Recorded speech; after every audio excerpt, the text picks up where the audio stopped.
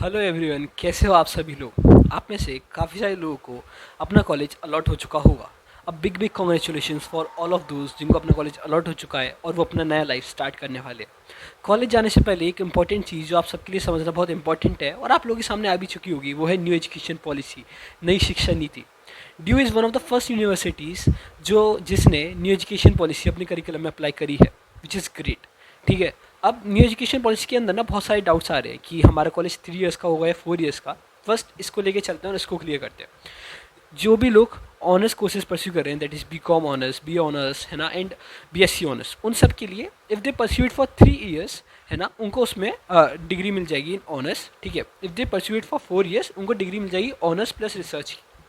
जो लोग programme courses कर रहे हैं वो अगर 3 इयर्स करेंगे उनको प्रोग्राम में डिग्री मिल जाएगी। अगर आप प्रोग्राम वाले हो सो उन लोगों को ऑनर्स की डिग्री मिल जाएगी if they pursue for 4 years. और जो लोग ऑनर्स वाले लोग हैं, जो बी ऑनर्स परस्यू कर रहे हैं, बी कॉम ऑनर्स परस्यू कर रहे हैं, B S C honours pursue कर रहे हैं, वो लोग अगर परस्यू करते हैं फॉर द 4 इयर्स तो उनको डिग्री मिल जाएगी ऑनर्स प्लस इन रिसर्च। जब आपको रिसर्च में डिग्री मिल जाएगी so it will be easier to get it into PhD and all other courses. ठीक है। अब एक इंपॉर्टेंट चीज़ समझो, अभी आप लोग इस चीज़ से ज़्यादा परेशान मत हो कि आपको 3 साल परस्यू करना है 4 इयर्स। ठीक है। ये आप लोग डिसाइड कर सकते हो इन योर सेकेंड ईयर और in your third year also.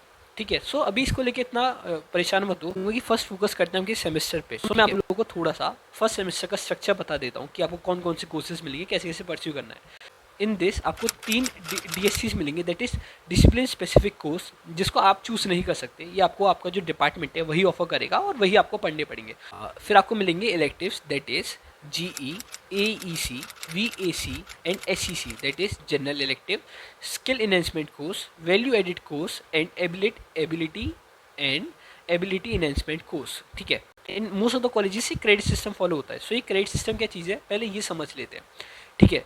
In due आपकी जो 3 DSCs है उनको 4 क्रेडिट ईच है। ठीक है। 4 credit each of your DSCs that mounts to 12 credits. ठीक है। उसके बाद जो आपका जनरल इलेक्टिव है उसके भी 4 क्रेडिट्स हैं।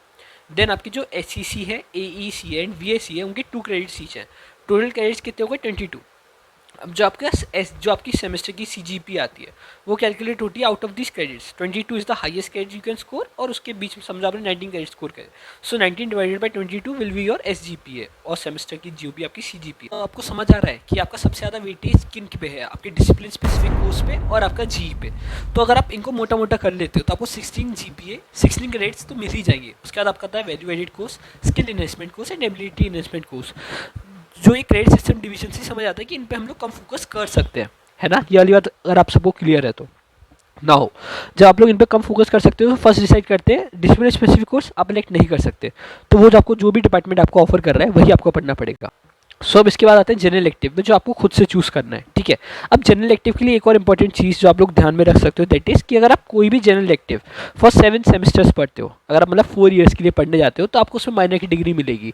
पहले क्या होता था, पहले ये होता था कि खाली अगर आप 4 सेमेस्टर्स पढ़ते हो तो आपको उस जनरल इलेक्टिव में माइनर की डिग्री मिल जाएगी। अच्छा, अब ये माइनर की डिग्री क्या होता है।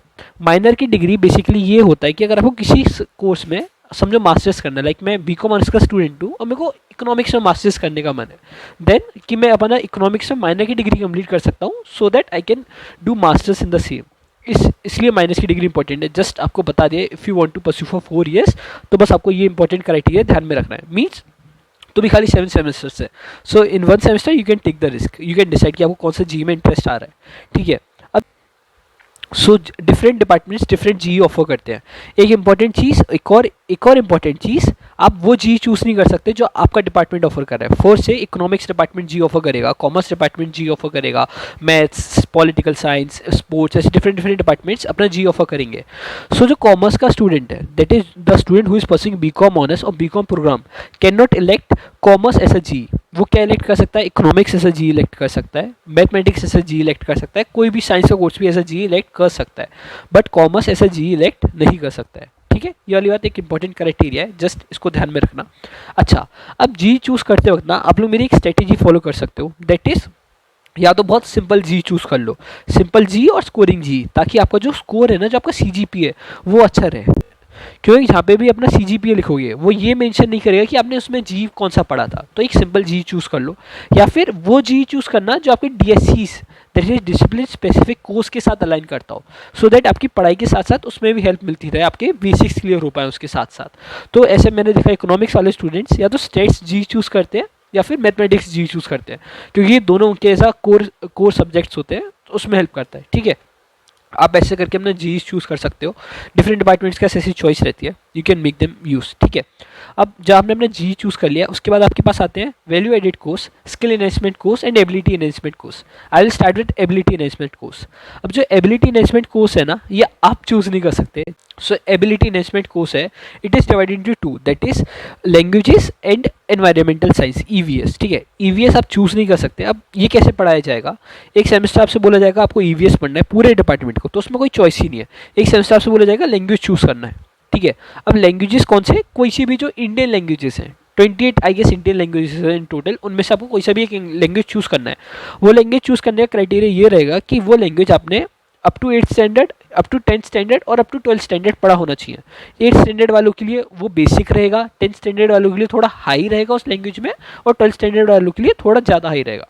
ऐसे आपका लैंग्वेज डिवीज़न है, आपको लैंग्वेज पढ़ना ही पढ़ना है, आपको EVS पढ़ना ही पढ़ना है।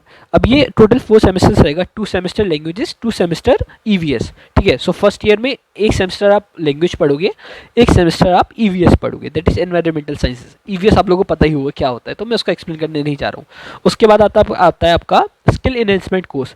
अब स्किल एनहेंसमेंट कोर्स को चूज़ करते हुए आप लोग वो स्किल चूज़ करना जो कि या तो बहुत इजी हो, ज़्यादा हार्ड एंड फास्ट स्किल मत चूज़ करना, क्योंकि आप लोगों को बाद में ज़्यादा टफ ना पड़ जाए, इस चीज़ का ध्यान रखना। स्किल इन्वेस्टमेंट कोर्स के लिए एक ट्रिक बता देता हूँ कि आप लोग ना वो स्किल चूज़ करना जो प्रैक्टिकल हो, जिसका एग्जाम ना हो। लाइक प्रैक्टिकल्स थोड़े इजी होते हैं, उसमें मार्क्स गेन करना आसान रहता है। ठीक है, similarly for value added course आसान चूज़ करना, कुछ खास हेल्प नहीं करेगा आपका VACs वगैरह, बस इसका ध्यान रखना। Okay, so that's all for the video. ये इंपॉर्टेंट क्राइटेरिया थे जो मैं आप सबको एक्सप्लेन करना चाहता हूँ। फॉर SCC VAC आप लोग के लिए basic method should be easy ACC and VAC choose करना, सो दैट आपका CGPA अच्छा रह पाए और स्कोर अच्छा आ पाए।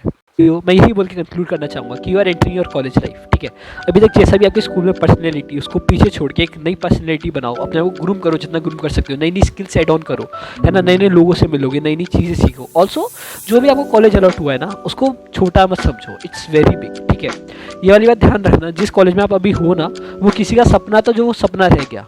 सो उस कॉलेज लाइफ को इस तरीके से जीना कि आप किसी और की लाइफ जी रहे हो, किसी और का सपना जी रहे हो, और उसको अपना फुलेस्ट दो, उसको बहुत बड़ा बनाओ। मेक श्योर कि आपकी जो भी स्किल्स जा रही है, जो भी आपकी एनर्जी जा रही है, वो एक प्रोडक्टिव जगह लगे, अपनी कॉलेज लाइफ का मोस्ट प्रोडक्टिव आउटपुट दे पाओ। अपना मस्त कॉलेज लाइफ एंजॉय करो बढ़िया तरीके से, है ना। जो जो नई नई अपॉर्चुनिटीज आए उनको ग्रैब करो, इंटर्नशिप्स करो, नए नए लोगों से इंटरेक्ट करो।